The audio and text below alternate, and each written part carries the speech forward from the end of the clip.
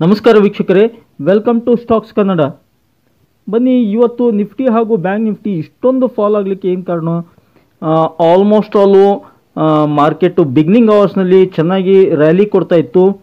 ಸಡನ್ನಾಗಿ ಅಷ್ಟೊಂದು ಟಾಪ್ಲಿಂದ ಏನಕ್ಕೆ ಫಾಲ್ ಆಯಿತು ಅದನ್ನೆಲ್ಲ ರೀಸನ್ ತಿಳ್ಕೊಳ್ಳೋಣ ಬನ್ನಿ.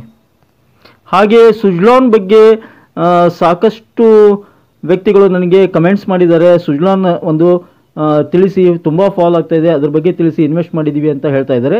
ಸೊ ಅದನ್ನು ಕೂಡ ವಿಡಿಯೋದಲ್ಲಿ ಕವರ್ ಮಾಡಲಿಕ್ಕೆ ಪ್ರಯತ್ನ ಪಡ್ತೇನೆ. ನೋಡಿ ಸ್ನೇಹಿತರೆ, ನಿನ್ನೆ ವಿಡಿಯೋದಲ್ಲಿ ಹೇಳಿದ್ದೆ ನಾನು, ಹಾಗೆಯೇ ಇವಾಗಲೂ ಕೂಡ ರಿಮೈಂಡ್ ಮಾಡಲಿಕ್ಕೆ ಇಷ್ಟಪಡ್ತೀನಿ. ಒಂದು ಜಿಯೋ ಪೊಲಿಟಿಕಲ್ ಟೆನ್ಷನ್ಸ್ ಇದೆ, ಹಾಗೆ ಇರಾನ್ ಇಸ್ರೇಲ್ ವಾರ್ ಆಗಿರ್ಬೋದು, ಮತ್ತು ಅಮೇರಿಕಾದಲ್ಲಿ ಇಲೆಕ್ಷನ್ ಒಂದು ತುಂಬ ಹೀಟಪ್ ಆಗ್ತಾ ಇದೆ ಅಂತ ತುಂಬ ದಿನದಿಂದ ಹೇಳ್ತಾ ಇದ್ದೆ ನಾನು. ಅದು ಹೀಗಾಗಿ ಏನಾಗ್ತಾ ಇದೆ, ನ್ಯಾಚುರಲಿ ಅಮೇರಿಕನ್ ಇನ್ವೆಸ್ಟರ್ಸು ಬೇರೆ ಕಡೆ ಡೈವರ್ಟ್ ಆಗ್ತಾ ಇದ್ದಾರೆ. ಹಾಗೆ FIIs ಬಗ್ಗೆ ಹೇಳಿದ್ದೆ ನಾನು. ಇಂಡಿಯಾದಲ್ಲಿ ಹೂಡಿಕೆ ಮಾಡ್ತಿರ್ತಕ್ಕಂಥ ಇಷ್ಟು ವರ್ಷ FIIs ಏನಿದ್ದಾರೆ ಅವರೆಲ್ಲ ಚೈನಾ ಮಾರ್ಕೆಟ್ಗೆ ಶಿಫ್ಟ್ ಆಗ್ತಾ ಇದ್ದಾರೆ ಅಂತ ಪದೇ ಪದೇ ಹೇಳ್ತಾ ಇದ್ದೀನಿ. 4 ದಿನ ಆಯಿತು. ಅದರ ಪರಿಣಾಮ ಏನಾಗ್ತಾ ಇದೆ ನೋಡಿ, ಸೆಕೆಂಡ್ ಹಾಫ್ನಲ್ಲಿ ಯಾವ ಥರ ಫಾಲ್ ಆಗ್ತಾ ಇದೆ. ಆಲ್ಮೋಸ್ಟ್ ಆಲ್ 4 ದಿನ ಆಯಿತು ಕಂಟಿನ್ಯೂ ಒನ್ ಸೈಡ್ ಫಾಲ್ ಆಗ್ತಾ ಇದೆ. ಇವತ್ತು ಅಫ್ಕೋರ್ಸ್ ಒಂದು ಪುಷ್ ಬ್ಯಾಕ್ ರ್ಯಾಲಿ ಬಂದಿತ್ತು, ಅದು ಫೇಕ್ ರ್ಯಾಲಿ ಆಯಿತು. ರೀಸನ್ಸ್ ಹುಡುಕ್ತಾ ಹೋದರೆ ಏನಪ್ಪ ಇದಕ್ಕೆಂದರೆ, ಫಸ್ಟ್ ರೀಸನ್ನು ಇರಾನ್ ಇಸ್ರೇಲ್ ಒಂದು ಟೆನ್ಷನ್ ಇದೆ, ವಾರ್ ಅದು ಒಂದು. ಸೆಕೆಂಡು, ಅಮೇರಿಕಾದಲ್ಲಿ ಇಲೆಕ್ಷನ್ ಹೀಟಪ್ ಆಗ್ತಾ ಇದೆ, ಹೀಗಾಗಿ ಇನ್ವೆಸ್ಟರ್ಸ್ ಆಸಕ್ತಿ ತೋರಿಸ್ತಾ ಇಲ್ಲ, ಅವರು ವೇಟ್ ಆ್ಯಂಡ್ ವಾಚ್ ಮಾಡೋ ಒಂದು ಪಾಲಿಸಿಗೆ ಬಂದಿದ್ದಾರೆ. ಥರ್ಡ್ ರೀಸನ್ ಏನಪ್ಪ ಅಂದರೆ China is the big headache ಅಂತ ಹೇಳ್ತಾ ಇದ್ದೀನಿ. ಚೈನಾದಲ್ಲಿ ಸ್ಪೆಷಲ್ ಪ್ಯಾಕೇಜ್ ಘೋಷಣೆ ಆಗಿರೋದ್ರಿಂದ FIIs ಎಲ್ಲ ಅಲ್ಲಿ ಶಿಫ್ಟ್ ಆಗ್ತಾ ಇದ್ದಾರೆ. ಸಾಕಷ್ಟು ಇಂಡಿಯಾದಲ್ಲಿ ಇನ್ವೆಸ್ಟ್ ಮಾಡ್ತಿರ್ತಕ್ಕಂಥ ಹೂಡಿಕೆದಾರರು ಅಂದರೆ ಫಾರಿನ್ ಇನ್ವೆಸ್ಟರ್ಸು ಎಲ್ಲ ಚೈನಾ ಮಾರ್ಕೆಟ್ಗೆ ಶಿಫ್ಟ್ ಆಗ್ತಾ ಇದ್ದಾರೆ ಅಂತ ಹೇಳಿದ್ದೆ ನಾನು. ಅದನ್ನು ಕೂಡ ಎಲ್ಲ ಆಲ್ಮೋಸ್ಟ್ ಅಲ್ಲೂ ಸಾಕಷ್ಟು ಒಂದು ದೊಡ್ಡ ಅನಲಿಸ್ಟ್ ಕೂಡ ಅದನ್ನೇ ಹೇಳ್ತಾ ಇದ್ದಾರೆ. ಇವತ್ತು ಮಾರ್ಕೆಟ್ನಲ್ಲಿ ಚೈನಾಕ್ಕೆ ಶಿಫ್ಟ್ ಆಗ್ತಾ ಇದ್ದಾರೆ, ಹೀಗಾಗಿ ಇಂಡಿಯನ್ ಮಾರ್ಕೆಟ್ ಫಾಲ್ ಆಗ್ತಾ ಇದೆ. FIIs ಆಸಕ್ತಿ ತೋರಿಸ್ತಾ ಇಲ್ಲ, ಇಂಡಿಯನ್ ಮಾರ್ಕೆಟ್ನಲ್ಲಿ ಹ್ಯೂಜ್ ಸೆಲ್ಲಿಂಗ್ ಮಾಡ್ತಾ ಇದ್ದಾರೆ ಅಂತ ಅವರು ಕೂಡ ಅನಲಿಸ್ಟು ಅದನ್ನೇ ಹೇಳ್ತಾ ಇದ್ದಾರೆ. ಸೊ ಇವು 3 ರೀಸನನ್ನು ನಾವು ಒಂದು ಕನ್ಕ್ಲೂಷನ್ ಅಂತ ಹಿಡ್ಕೋಬಹುದು. ಆದರೂ ಕೂಡ ಫಸ್ಟ್ ಹಾಫ್ನಲ್ಲಿ ರ್ಯಾಲಿ ಬಂದಿತ್ತಲ್ಲ, ಏನಕ್ಕೆ ಫಾಲ್ ಆಯಿತು ಅಂತ ಕ್ವಶನ್ ಕೇಳ್ಬೋದು ನೀವು. ಅದನ್ನು ಚಾರ್ಟ್ ಮುಖಾಂತರ ನಿಮಗೆ ತೋರಿಸ್ಲಿಕ್ಕೆ, ಕ್ಲಿಯರಿಟಿ ಮಾಡಲಿಕ್ಕೆ ಇಷ್ಟಪಡ್ತೀನಿ. ನೋಡಿ ಸ್ನೇಹಿತರೆ, ಪ್ರತಿದಿನ ನಾನು ಸಪೋರ್ಟು ರೆಸಿಸ್ಟೆನ್ಸು ಚಾರ್ಟನ್ನು ನಿಮ್ಮ ಮುಂದೆ ಡಿಟೇಲ್ಸ್ ಆಗಿ ಹೇಳಲಿಕ್ಕೆ ಪ್ರಯತ್ನ ಪಡ್ತಾ ಇದ್ದೇನೆ, ಇಲ್ಲಿ ನಿಫ್ಟಿ ಮತ್ತು ಬ್ಯಾಂಕ್ ನಿಫ್ಟಿಯಲ್ಲಿ. ಹಾಗೆ ಈ ಚಾರ್ಟ್ ನೋಡಿದರೆ ನಂಗೆ ತಿಳ್ಮಟ್ಟಿಗೆ ನಿಮಗೆ ಈಸಿಯಾಗಿ ಗೊತ್ತಾಗ್ತಾ ಇದೆ ಅಂದ್ಕೊಂಡಿದ್ದೀನಿ, ಏನಕ್ಕೆ ಫಾಲ್ ಆಯಿತು, ಏನಕ್ಕೆ ಒಂದು ರ್ಯಾಲಿ ಬಂತು ಫಸ್ಟ್ ಹಾಫ್ನಲ್ಲಿ. ನೋಡಿ, 25,180ರಲ್ಲಿ ಮಾರ್ಕೆಟ್ ಓಪನ್ ಆಯಿತು. ಇಲ್ಲೊಂದು ಸ್ಟ್ರಾಂಗ್ ಸಪೋರ್ಟ್ ಇದೆ, ಅಲ್ಲಿ ಸಪೋರ್ಟ್ ತೊಗೊಂಡ್ಬಿಟ್ಟು ಮೇಲ್ಗಡೆ ಪುಷ್ ಆಯಿತು. ಯಾರು ಪುಷ್ ಮಾಡಿದ್ರು? ಎಸ್ಟರ್ಡೇ ಏನು ಪೊಸಿಷನ್ಸ್ ಕ್ರಿಯೇಟ್ ಮಾಡಿದ್ರು ಅವರೆಲ್ಲ ಪುಷ್ ಮಾಡಿದ್ರು. ಆಮೇಲೆ ಡೊಮೆಸ್ಟಿಕ್ ಪ್ಲೇಯರ್ಸ್ ಏನಿದ್ದಾರೆ DIIs ಅವರು ಪುಷ್ ಮಾಡಲಿಕ್ಕೆ ಟ್ರೈ ಮಾಡಿದರು, ಸಾಕಷ್ಟು ಲಿಫ್ಟ್ ಮಾಡಿದರು. ಲಿಫ್ಟ್ ಮಾಡ್ತಾ ಹೋದರು, ಲಿಫ್ಟ್ ಮಾಡಿದರು, ತುಂಬ ಲಿಫ್ಟ್ ಮಾಡಿದರು. ನೋಡಿ, ಇಲ್ಲೊಂದು ರೆಸಿಸ್ಟೆನ್ಸ್ ಲೈನ್ ಇದೆ, ಸಾಕಷ್ಟು ಪ್ರಯತ್ನ ಪಡ್ತು, 4-5 ಸಲ ಹಿಟ್ ಆಯಿತು ಅದಕ್ಕೆ, ಆ ಒಂದು ರೆಸಿಸ್ಟೆನ್ಸ್ ಲೈನ್ಗೆ. ಆದರೂ ಕೂಡ ಅದನ್ನು ದಾಟಲಿಕ್ಕೆ ಆಗಲಿಲ್ಲ. ಯಾವುದು? 25,480. 25,500 is a very big resistance ಇದೆ. ಹೀಗಾಗಿ ಅಲ್ಲಿಂದ ರಿಜೆಕ್ಷನ್ ಸ್ಟಾರ್ಟ್ ಆಯಿತು. ಮತ್ತೆ ಅಲ್ಲಿ ಸೆಲ್ಲರ್ಸ್ ಎಂಟ್ರಿ ಆದರೂ, ಆ್ಯಕ್ಟಿವ್ ಆಗಿ ವೆರಿ ಫಾಸ್ಟಾಗಿ ಆ್ಯಕ್ಟಿವ್ ಆಗಿ ಎಂಟ್ರಿ ಆದರೂ ಸೆಲ್ಲರ್ಸು. ಅಲ್ಲಿಂದ ಮಾರ್ಕೆಟ್ ಫಾಲ್ ಆಯಿತು ಸ್ನೇಹಿತರೆ. ತುಂಬ ಚೆನ್ನಾಗಿ ಓಡಿಸ್ಬಿಟ್ಟು ಡಂಪ್ ಮಾಡಿದ್ರು ಎಲ್ಲ ರಿಟೇಲರ್ಸ್ಗೆ ಅಂತ ಹೇಳ್ಬೋದು. ಎಷ್ಟು ಚೆನ್ನಾಗಿದೆ ನೋಡಿ, ಇಲ್ಲಿ ರೆಸಿಸ್ಟೆನ್ಸ್ ಇದೆ, ಇಲ್ಲಿ ಸಪೋರ್ಟ್ ಇದೆ. ಫಂಟಾಸ್ಟಿಕ್ ಇದೆ ನೋಡಿ, ರೆಸಿಸ್ಟೆನ್ಸ್ ಹತ್ರ ಮಾರ್ಕೆಟನ್ನು ಪುಷ್ ಮಾಡಿದ್ರು DIIs, ಇಲ್ಲಿ FIIs, ಮತ್ತು ಅಲ್ಲಿಂದ ವಾಪಸ್ಸು ಸೆಲ್ ಆಫ್ ಮಾಡಿದರು. ಫಂಟಾಸ್ಟಿಕ್ ಇದೆ ಸಪೋರ್ಟು ರೆಸಿಸ್ಟೆನ್ಸ್. ನೋಡಿದರೆ ಬೇರೆ ಏನೂ ಬೇಡ ಇದರಲ್ಲಿ. ನೋಡಿ, ವಾಲ್ಯೂಮ್ಸ್ ಇಲ್ಲ, ಯಾವುದೇ ಒಂದು ಎಕ್ಸ್ಪೋನೆನ್ಷಿಯಲ್ ಮೂವಿಂಗ್ ಎವರೇಜ್ ಇಲ್ಲ, ಏನಿಲ್ಲ, only pivot points, only purely support and resistance. Clear ಹೇಳ್ತಾ ಇದೆ ನಿಮಗೆ. 25,500ರಲ್ಲಿ ಮಾರ್ಕೆಟ್ನಲ್ಲಿ ತುಂಬ ಒಂದು ಪುಟ್ ರೈಟರ್ಸ್ ಇದ್ದಾರೆ, FIIs ಸೆಲ್ಲಿಂಗ್ ಮಾಡ್ತಾ ಇದ್ದಾರೆ ಅಂತ. ಇಲ್ಲಿ DIIs ಕಾಲ್ ಬೈಯಿಂಗ್ ಮಾಡ್ತಾ ಇದ್ದಾರೆ, ಕಾಲ್ ಅಂತಲ್ಲ, ಪುಟ್ ಸೆಲ್ ಮಾಡ್ತಾ ಇದ್ದಾರೆ. ಇಲ್ಲಿ ಕಾಲ್ ಸೆಲ್ ಮಾಡ್ತಾ ಇದ್ದಾರೆ. ಯಾರು? FIs ಇವರು DIs ಬೈ ಮಾಡ್ತಾ ಇದ್ದಾರೆ, FIs ಸೆಲ್ ಮಾಡ್ತಾ ಇದ್ದಾರೆ. ಅವರಿಬ್ಬರ ನಡುವೆ ಕಾದಾಟದಲ್ಲಿ ಸೋತಿದ್ದರು. ರಿಟೇಲರ್ಸ್ಗೆ ತುಂಬಾ ಒಂದು ಲಾಸ್ ಆಗಿರುತ್ತೆ. ಇವತ್ತು ಆಲ್ಮೋಸ್ಟ್ ಆಲ್ ಮಾರ್ಕೆಟ್ ಪುಷ್ ಆದಾಗ ಸಾಕಷ್ಟು ಜನ ಇಲ್ಲಿ ಎಂಟರ್ ಆಗಿರ್ತಾರೆ, ಒಂದು ಕಾಲ್ ಬೈ ಮಾಡಿರ್ತಾರೆ. ನೋಡಿ ಫೇಕ್ ಎಂಟ್ರಿ ಅಂತ ಹೇಳ್ತೀನಿ ನಾನು. ಇಲ್ಲಿ ಆಟೋಮೆಟಿಕ್ಲಿ ವಾಪಸ್ ಆದಾಗ ಎಲ್ಲ ಲಾಸ್ ಆಗಿರುತ್ತೆ ಅವ್ರಿಗೆ. ಇಲ್ಲಿ ಯಾರ್ಯಾರು ಒಂದು ಪುಟ್ ಬೈ ಮಾಡಿರ್ತಾರ ಅವ್ರಿಗೆ ಸ್ಮಾರ್ಟ್ ಪ್ಲೇಯರ್ಸ್ ಅಂತ ಹೇಳಲಿಕ್ಕೆ ಇಷ್ಟಪಡ್ತೀನಿ. ಏನಕ್ಕೆ ಅಂದರೆ ಇಲ್ಲಿ ಎಕ್ಸಾಕ್ಟ್ಲಿ ರೆಸಿಸ್ಟೆನ್ಸ್ ಇದೆ ನೋಡಿ, ರೌಂಡ್ ಫಿಗರ್ 25,500 ರೆಸಿಸ್ಟೆನ್ಸ್ ಇದೆ. ಅಲ್ಲಿ ಯಾರ್ಯಾರು ಪುಟ್ ಬೈ ಮಾಡಿರ್ತಾರ 25,500 ಸ್ಟಾಪ್ ಲಾಸ್ ಇಟ್ಬಿಟ್ಟು ಪುಟ್ ಬೈ ಮಾಡಿದರೆ ಸ್ಟಾಪ್ ಲಾಸು ಚಿಕ್ಕದು, ಪ್ರಾಫಿಟ್ ದೊಡ್ಡದು. ತುಂಬ ಫಂಟಾಸ್ಟಿಕ್ ನೋಡಿ. ಅದಕ್ಕೆ ಮೊದಲೇ ಮಾರ್ಕೆಟ್ ಓಪನ್ ಆದ ತಕ್ಷಣ ಧುಮುಕ್ಬೇಡಿ ಅಂತ ಅದಕ್ಕೆ ಹೇಳೋದು. ಸಪೋರ್ಟ್ ಆ್ಯಂಡ್ ರೆಸಿಸ್ಟೆನ್ಸ್ ನೋಡ್ಕೊಂಡ್ಬಿಟ್ಟು ಪ್ಲೇ ಮಾಡಿ ಅಂತ. ಸೊ ಅಲ್ಲಿಂದ ನೋಡಿ ಎಕ್ಸಾಕ್ಟ್ಲಿ ಇಲ್ಲಿ ಸಪೋರ್ಟ್ ಇದೆ, ಅಲ್ಲಿ ಒಂದು ಸ್ಟಾಪ್ ಆಗಿದೆ. 25,000 ಕೆಳಗಡೆ ಹೋಗಿತ್ತು, 24,950 ಹೋಗಿತ್ತು. ನಂತರ ರಿಕವರಿ ಆಗಿಬಿಟ್ಟು 25,000 ಎಬೋವ್ ಕ್ಲೋಸ್ ಆಗಿದೆ. ಇನ್ನೂ ಮಾರ್ಕೆಟ್ನಲ್ಲಿ ನೆಗೆಟಿವಿಟಿ ಇದ್ದೇ ಇದೆ. ಮೋಸ್ಟ್ ಪ್ರಾಬಬ್ಲಿ ಮಂಡೇ ಕೂಡ ಫಾಲ್ ಆಗೋ ಚಾನ್ಸಸ್ ಇದೆ. ಮಂಡೇ ಮಾರ್ಕೆಟ್ ಅನಲೈಸನ್ನು ನಾಳೆ ವಿಡಿಯೋದಲ್ಲಿ ಹೇಳ್ತೀನಿ. ಇವತ್ತು ಏನಕ್ಕೆ ಫಾಲ್ ಆಯ್ತಂತ ತೋರಿಸ್ಲಿಕ್ಕೆ ರೀಸನ್ಸ್ ಕೂಡ ಹೇಳಿದೆ. ಒಂದು China market, second war problem, third and final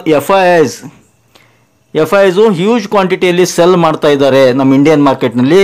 ಅದು ಒಂದು ಬಿಗ್ ಹೆಡೇಕ್ ಆಗಿದೆ. ಚೈನಾ ಮತ್ತು FIs ಸೇರಿಬಿಟ್ಟು ಇಂಡಿಯನ್ ಮಾರ್ಕೆಟನ್ನು ಫಾಲ್ ಮಾಡಿಸ್ತಾ ಇದ್ದಾರೆ ಅಂತ ಹೇಳ್ಬೋದು. ಇದು ಬ್ಯಾಂಕ್ ನಿಫ್ಟಿದು 5 ಮಿನಿಟ್ಸ್ ಚಾರ್ಟು.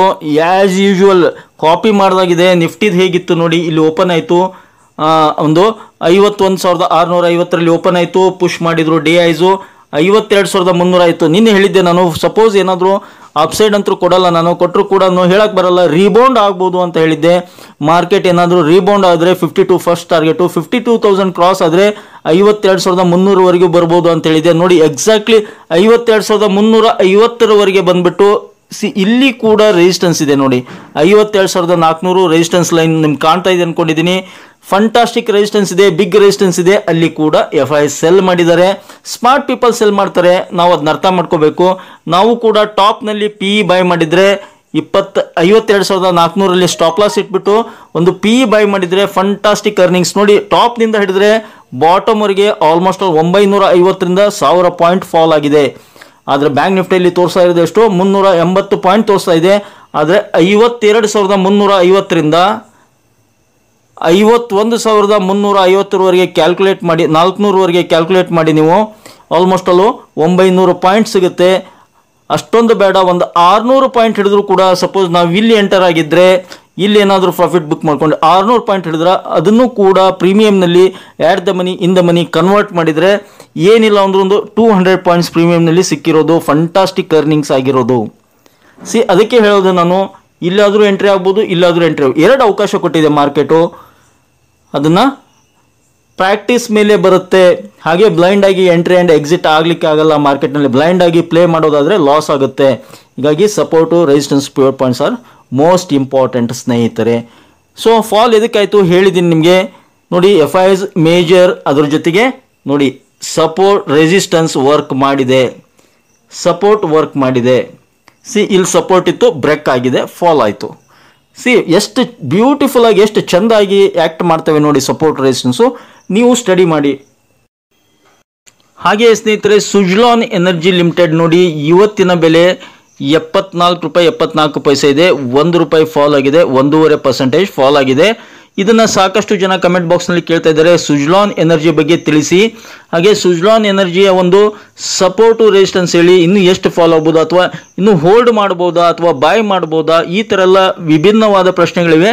ಅವಕ್ಕೆಲ್ಲ ಉತ್ತರ ನಾನು ಚಾರ್ಟ್ ಮುಖಾಂತರ ಹೇಳಲಿಕ್ಕೆ ಇಷ್ಟಪಡ್ತೀನಿ.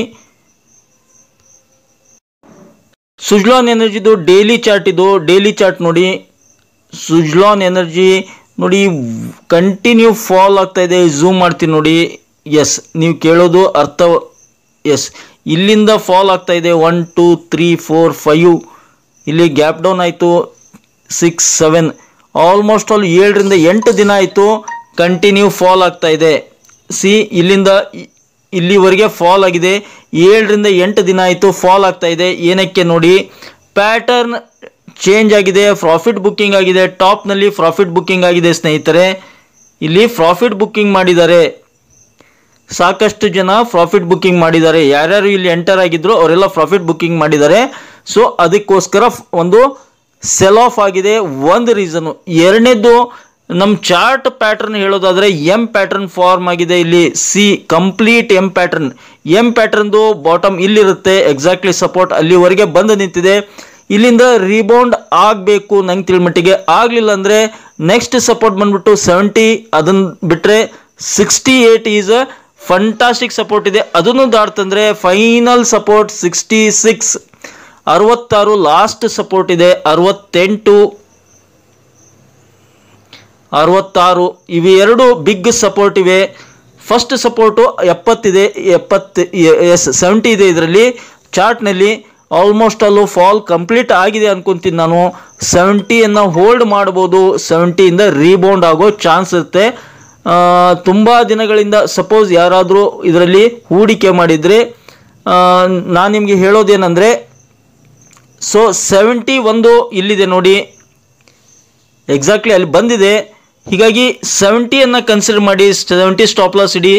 ನಿಮಗೆ ತುಂಬ ಲಾಸ್ ಆಗಿದ್ದರೆ ಒಂದು, ಅದನ್ನು ಬಿಟ್ಟರೆ ಇಲ್ಲ ನಾವು ಬೇರ್ ಮಾಡ್ಕೊತೀವಿ ತಡ್ಕೊತೀವಿ ಅಂದರೆ 66 ಇಸ್ ಅ ಫೈನಲ್ ಸಪೋರ್ಟ್ ಇದೆ ಇದರಲ್ಲಿ.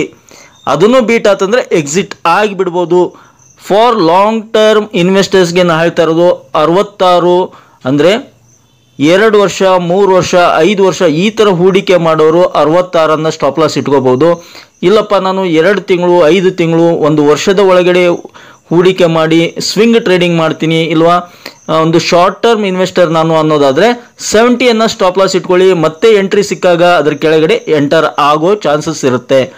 ಹೀಗಾಗಿ ಜಾಸ್ತಿ ಶಾರ್ಟ್ ಟರ್ಮ್ಸ್ ಇದ್ದರೆ ಜಾಸ್ತಿ ಒಂದು ಲಾಂಗ್ ಸ್ಟಾಪ್ ಲಾಸ್ ಇಡ್ಲಿಕ್ಕೆ ಹೋಗಬೇಡಿ. ಈ ಸ್ಟಾಕ್ ಅಂತಲ್ಲ, ಯಾವುದೇ ಸ್ಟಾಕ್ಗಳಲ್ಲಾಗಲಿ ನೀವು ಸ್ವಿಂಗ್ ಒಂದು ಇನ್ವೆಸ್ಟರ್ಸ್ ಆಗಿದ್ದರೆ, ಸ್ವಿಂಗ್ ಟ್ರೇಡರ್ಸ್ ಆಗಿದ್ದರೆ, ಅಥವಾ ಒಂದು ಶಾರ್ಟ್ ಟರ್ಮ್ ಇನ್ವೆಸ್ಟರ್ಸ್ ಆಗಿದ್ದರೆ 3 ರಿಂದ 6 ತಿಂಗಳು ಅಥವಾ 6 ರಿಂದ 12 ತಿಂಗಳು ಈ ಥರ ಇನ್ವೆಸ್ಟರ್ಸ್ ಆಗಿದ್ದರೆ ಒಂದು ಚಿಕ್ಕ ಸ್ಟಾಪ್ ಲಾಸ್ ಇಟ್ಕೊಳ್ಳಿ. ಇಲ್ಲ ನೀವು ಲಾಂಗ್ ಟರ್ಮ್ ಇನ್ವೆಸ್ಟರ್ಸ್ ಆಗಿದ್ದರೆ 2 ವರ್ಷ 5 ವರ್ಷ 10 ವರ್ಷ ಈ ಥರ ಇನ್ವೆಸ್ಟರ್ಸ್ ಆಗಿದ್ದರೆ ನೀವು ಬಿಗ್ ಸ್ಟಾಪ್ ಲಾಸನ್ನು ಇಟ್ಕೋಬೋದು, ಯಾವುದೇ ತೊಂದರೆ ಇಲ್ಲ. ಇದರಲ್ಲಿ ಪ್ರಾಫಿಟ್ ಬುಕ್ಕಿಂಗ್ ಆಗ್ತಾ ಇದೆ. ಪ್ಯಾಟರ್ನ್ ಫಾರ್ಮ್ ಆ ಥರ ಇದೆ ನೋಡಿ, ಎಂ ಪ್ಯಾಟರ್ನ್ ಫಾರ್ಮ್ ಆಗಿತ್ತು, ಕಂಪ್ಲೀಟ್ ಎಂ ಪ್ಯಾಟರ್ನ್ ಫಾರ್ಮ್ ಆಗಿದೆ. ನಂಗೆ ತಿಳಿಮಟ್ಟಿಗೆ ರೀಬೌಂಡ್ ಆಗಬೇಕು. ಇದ್ರ ಜೊತೆಗೆ ಗ್ಲೋಬಲ್ ಕ್ಯೂಸು, ಆಮೇಲೆ ಇಂಡಿಯನ್ ಓವರ್ ಆಲ್ ಎಲ್ಲ ಸ್ಟಾಕ್ಸ್ಗಳು ಫಾಲ್ ಆಗ್ತವೆ. ಅದ್ರ ಜೊತೆಗೆ ಇದು ಕೂಡ ನೆಗೆಟಿವ್ ಇಂಪ್ಯಾಕ್ಟ್ ಆಗ್ತಾ ಇದೆ. ಇದರಲ್ಲಿ ಕೂಡ ನ್ಯಾಚುರಲಿ ಇದರಲ್ಲಿ ಕೂಡ ನೆಗೆಟಿವ್ ಇಂಪ್ಯಾಕ್ಟ್ ಆಗ್ತಾ ಇದೆ. ಹೀಗಾಗಿ ದೊಡ್ಡ ದೊಡ್ಡ ಸ್ಟಾಕ್ಗಳೇ ಫಾಲ್ ಆಗ್ತಾ ಇವೆ. ಅದ್ರ ಜೊತೆಗೆ ಈ ಥರ ಎಲ್ಲ ಮಿಡ್ ಕ್ಯಾಪ್ ಕಂಪ್ನಿಗಳು ಫಾಲ್ ಆಗೋದು ಯಾವುದೇ ಇದರಲ್ಲಿ ವಿಶೇಷತೆ ಹುಡುಕೋ ಅವಶ್ಯಕತೆ ಇಲ್ಲ, ಯಾವುದೇ ತೊಂದರೆ ಇಲ್ಲ. ಫಾರ್ ಲಾಂಗ್ ಟರ್ಮ್ ಇದರಲ್ಲಿ ಯಾವುದೇ ತೊಂದರೆ ಇಲ್ಲ ಅಂತ ನನ್ನ ವೈಯಕ್ತಿಕ ಅಭಿಪ್ರಾಯ ಸ್ನೇಹಿತರೆ. ಯಾವುದಕ್ಕೂ ನೀವು ಕೂಡ ನಿಮ್ಮ ಆರ್ಥಿಕ ಸಲಹೆಗಾರರನ್ನ ಸಲಹೆ ಮಾಡಿ ಅಥವಾ ಅವ್ರ ಜೊತೆಗೆ ಒಂದು ನೀವು ಅಡ್ವೈಸ್ ಕೇಳಿ. ಸಪೋರ್ಟ್ ಹೇಳೋದಾದರೆ ಹೇಳಿದ್ದೀನಿ ನಾನು 70 for short term investors, long term ಇನ್ವೆಸ್ಟರ್ಸ್ಗೆ 66 ಬಿಗ್ ಸಪೋರ್ಟ್, 66 68 ಇವೆರಡು ಬಿಗ್ ಸಪೋರ್ಟ್ ಇವೆ. ಅದ್ರ ಕೆಳಗಡೆ ಬರಲಿಕ್ಕಿಲ್ಲ ಅನ್ಕೊಂತೀನಿ. ಎಲ್ಲಿ ಬರುತ್ತೆ ಅದು? ಫಾರ್ ಲಾಂಗ್ ಟರ್ಮ್ ಇನ್ವೆಸ್ಟರ್ಸ್ಗೆ ಹೇಳ್ತಾ ಇರೋದು ನಾನು, ಇಲ್ಲಿ ಬರುತ್ತೆ ನೋಡಿ 66 68 ಬರುತ್ತೆ ಲಾಂಗ್ ಟರ್ಮ್. ಶಾರ್ಟ್ ಟರ್ಮ್ಗೆ 70 ಇಟ್ಕೋಬೋದು ಸದ್ಯಕ್ಕೆ. ಐ ಹೋಪ್ ಈ ಒಂದು ಮಾಹಿತಿ ನಿಮ್ಗೆ ಇಷ್ಟ ಆಗಿದೆ ಅನ್ಕೊಂಡಿದ್ದೀನಿ. ಇಷ್ಟ ಇದ್ರೆ ಮತ್ತೆ ಆಗ್ತಲ್ಲ ಬೇಗ ಚಾನಲ್ಗೆ ಸಬ್ಸ್ಕ್ರೈಬ್ ಮಾಡಿ. ಹಾಗೆ ಕಮೆಂಟ್ ಬಾಕ್ಸ್ನಲ್ಲಿ ಕಮೆಂಟನ್ನು ಡ್ರಾಪ್ ಮಾಡ್ತಾ don't forget it the like button. Thank you friends, thank you all.